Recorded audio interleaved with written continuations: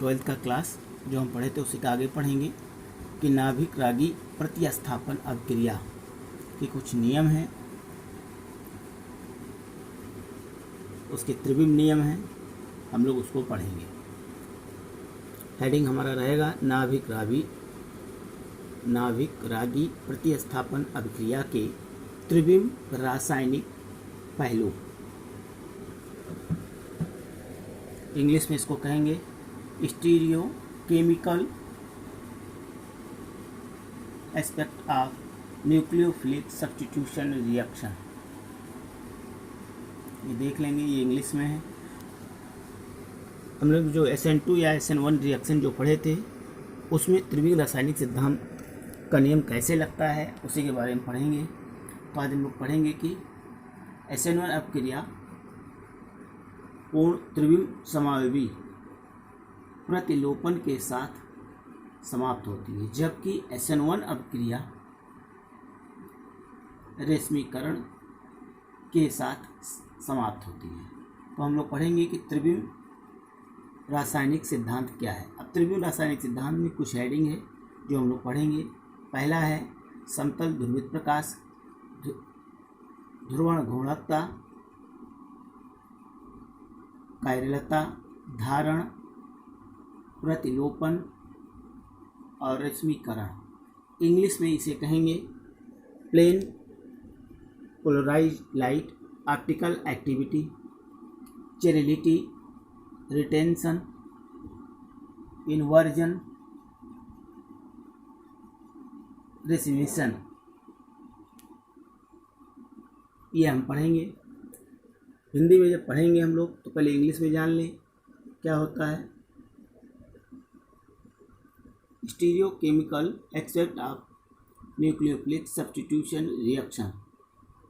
Stereo chemical aspect of nucleophilic substitution reaction, we need to learn some basic stereochemical properties and notation। सबसे पहले हम लोग पढ़ेंगे plane polarised light. Ordinary light have electromagnetic waves in different direction। जो हमारी light है वो बताया गया है कि इलेक्ट्रोमैग्नेटिक वेव की जैसे डिफरेंट डायरेक्शन में चलते हैं। एक बार फिर पढ़ लेंगे। Ordinary light have electromagnetic wave in different direction, thus such a beam of light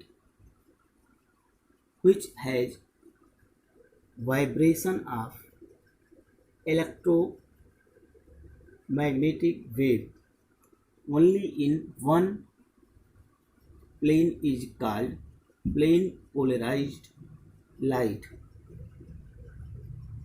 देख लेंगे, इसको कॉपी में लिख लेंगे।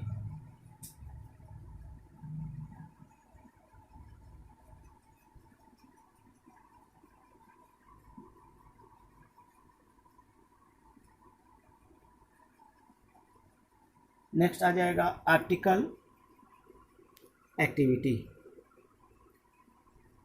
सच substance which can rotate the plane polarized light